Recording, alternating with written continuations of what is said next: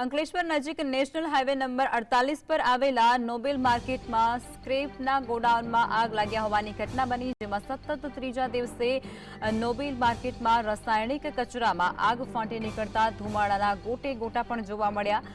આગની જ્વાળાને દૂરથી જોઈ નથી શકાતી। 2 દિવસ પહેલા નોબેલ માર્કેટના સ્ક્રેપના 8 ગોડાઉનમાં આગ લાગવાનો બનાવ બન્યો હતો। રાસાયણિક કચરો કોઈને સળગાવ્યો છે કે પછી આકસ્મિક સંજોગોના કારણે આગ લાગી છે એ બાબતે તપાસ કરવામાં આવશે।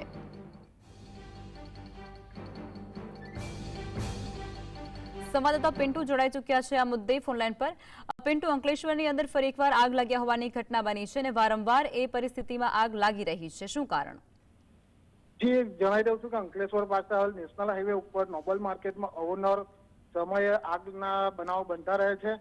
આ આગના બનાવો જે વેસ્ટેજ કચરો હોય છે તેમાં આગ લાગે છે। હવે આગ કોઈ લગાવે છે કે પછી એની જાતે લાગે છે તેની સીપીસીબી તથા મામલતદારની ટીમ ઘટના સ્થળ ઉપર પહોંચી અને એની તપાસની તજવીજ હાથ ધરી છે। જી પિન્ટુ, આગ લાગી છે તેમાં કેટલું નુકસાન થવા પામ્યું છે તેનો કોઈ આંકડાકીય માહિતી ખરી?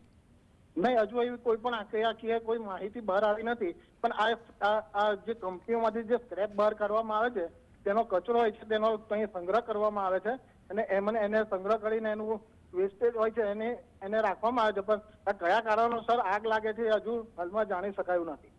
પિન્ટુ, જે આગ લાગી છે તેમાં ફાયરની કેટલી ગાડીઓ ઘટનાસ્થળે પહોંચી હતી અને કેટલા સમય પછી આગ પર કાબુ મેળવવામાં તેમ લોકોને જે પરિણામ મળ્યું?